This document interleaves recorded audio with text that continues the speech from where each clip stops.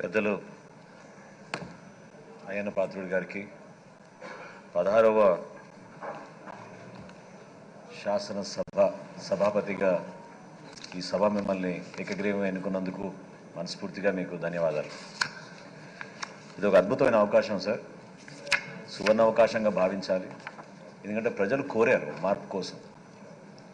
శాసనసభలో జరిగే ప్రతి సమావేశంలోనూ రాష్ట్ర ప్రజలు ఎదురు చూసింది మా పక్షాన్ని నిలబడే శాసనసభ్యులు ఏ విధంగా మన సమస్యలపైన పోరాడతారు, ఏ విధంగా ప్రభుత్వం నుంచి మనకి మేలు జరుగుతున్న విషయాలపైన ఎదురు చూశారు తప్ప ఈ 5 సంవత్సరాల్లో జరిగిన శాసనసభ సమావేశాలు ఖచ్చితంగా మన గౌరవాన్ని తగ్గించాయి.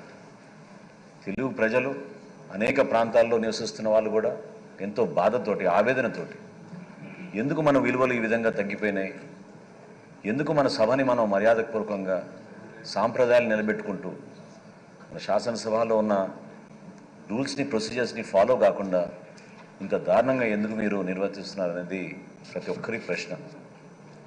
ఈరోజు మనకి ఇంత అద్భుతమైన తీర్పు ప్రజలు ఇచ్చారంటే అది కూడా ఒక కారణం.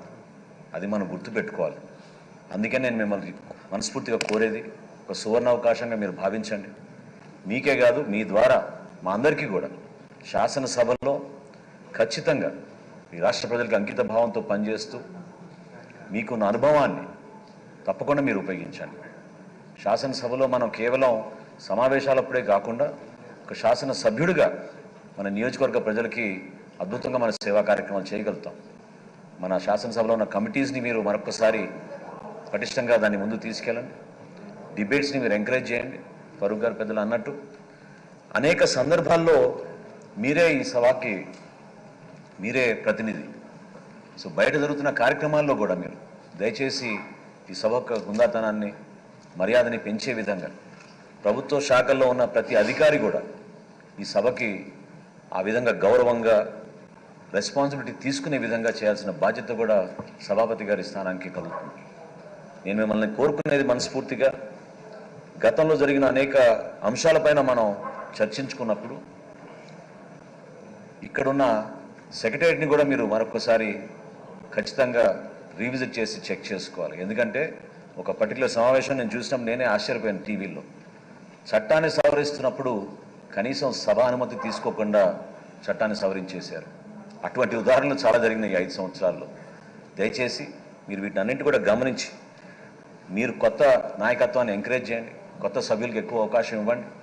డిబేట్స్లో పాల్గొనే మా సభ్యులందరికీ కూడా ఎక్కువ సమయం కేటాయించి పార్టీలకు అతీతంగా మిమ్మల్ని ఏకగ్రీవంగా ఎన్నుకున్నాం. పవన్ కళ్యాణ్ గారు ప్రతిపాదించారు.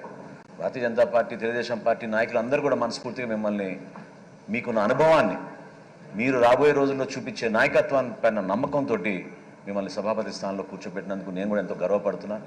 మనస్ఫూర్తిగా విష్ యూ ఆల్ సక్సెస్. మేము మీతో కలిసి ఉంటాం.